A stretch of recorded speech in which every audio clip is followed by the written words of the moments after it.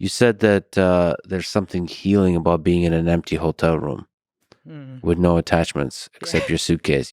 You know, a lot of people will talk about hotel rooms being a fundamentally lonely experience, but you're saying it's healing. It's healing. Yeah, because I just get to sit there and not worry about all this stuff, that like these meaningless attachments. I got my suitcase with my necessities, or my 3 suitcases sometimes, and I can just sit there and meditate and just be with myself, and it's so awesome. And usually, like, you plan your touring for, like, you know, you kind of get the business aspect of things taken care of in advance, so you can kind of just really be flowing day to day on a tour, and it's a great feeling.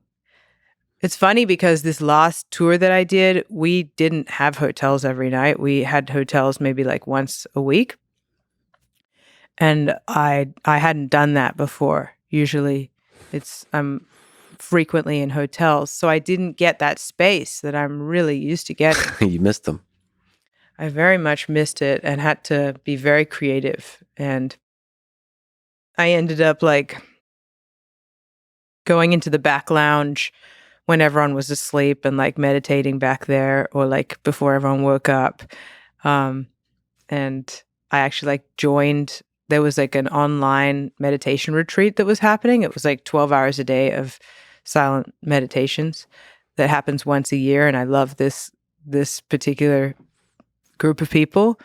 And they knew I was on tour, so they're like, just join when you can. And so I was on the tour doing the meditation retreat at the same time. It was so fun. It was so fun because I was like in the back lounge, the bus is like moving around like this, my laptop, the Zoom is like, and I'm just like sitting, like meditating. It's like, yeah, this is the shit. It's silent. So they're all connected to Zoom and just doing silent 12 hours a day? Yeah. That's cool. These particular retreats that I started doing, it's not straight silent. There are, you know, silent sits every hour for 50 minutes. And then there's some talks.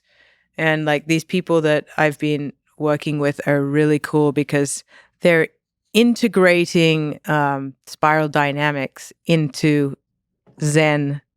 And it's like the coolest combination. What's spiral dynamics? Like Ken Wilber. Do you know Ken Wilber? Integral theory. Yes. Can you explain a little bit? So I vaguely know of him because of kind of this notion that everything is one, like everything is integrated, that every field has truths and falsehoods, and we should integrate the truths. Yeah.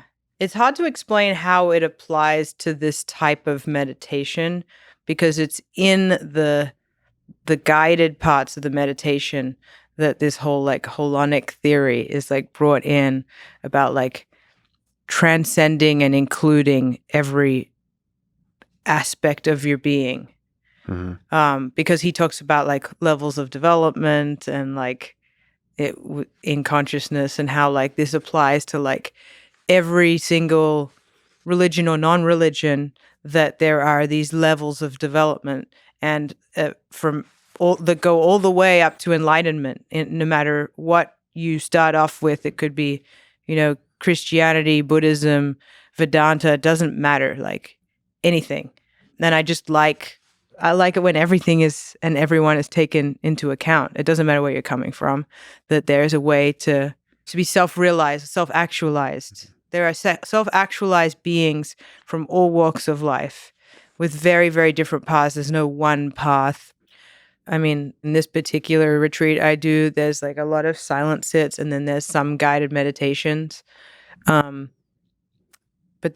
I've tried a lot of different avenues, and they're all great. So I wouldn't just say, just try this one thing. Like I've studied like the Upanishads, like with Vedanta teachers, and like gone through those texts for months and months and stayed at monasteries, and like how they break it down makes total sense to my mind and heart. And like more importantly than my mind, like my inner knowing, like it resonates.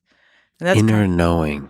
Yeah, because like your mind is like the thinking tool. Like it's not you. You're not your mind. You're not your thoughts. You're not your body.